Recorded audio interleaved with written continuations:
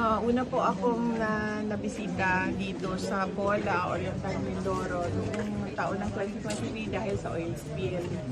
Bumisita po kami at tinanong namin ng local government unit kung ano yung pwedeng matulong namin sa mga apektado ng oil spill. At nung pagbisita ko noon, dahil ako ay DepEd Secretary noon, bumisita din ako sa paaralan na ito at nakausap ko yung ating school head at that time, ngayon principal na natin, si Sir Christopher.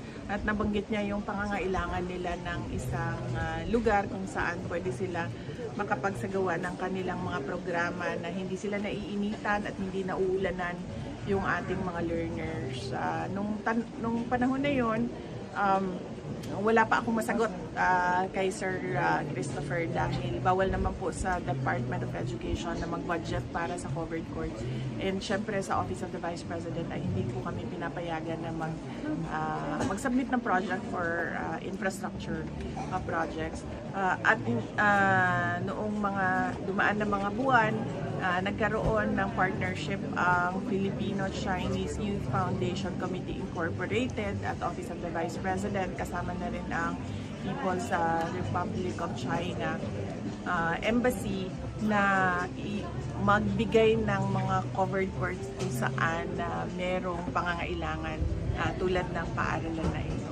Kaya bumisita na naman kami ulit dito unang-una para ipaintindi sa mga bata ang kahalagahan ng mga pangarap nila at interest nila sa sports, lalong-lalo na sa basketball dahil number 1 ang Pilipinas, ang mga Filipino players sa ASEAN sa basketball.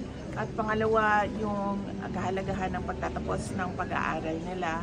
At pangatlo, yung anti-insurgency campaign ng Office of the Vice President. Dahil lagi kong sinasabi sa ating mga komunidad na napakahalaga na manatiling mapayapa at maunlad ang ating mga lugar. At huwag nila ibigay yung kanilang suporta sa mga grupo na ang gusto lang ay magkagulo at gamit ang lahas ay magkagulo ang ating mga komunidad.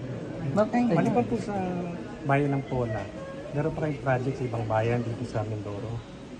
Ngayon po, pagkatapos dito sa Pola, pupunta po kami sa Baco, Oriental Mindoro. Yun naman po ay ang project ng Office of the Vice President na pagbabago campaign. So meron po kami doon na environment project natin na tree planting at yung education advocacy natin sa mga kabataan.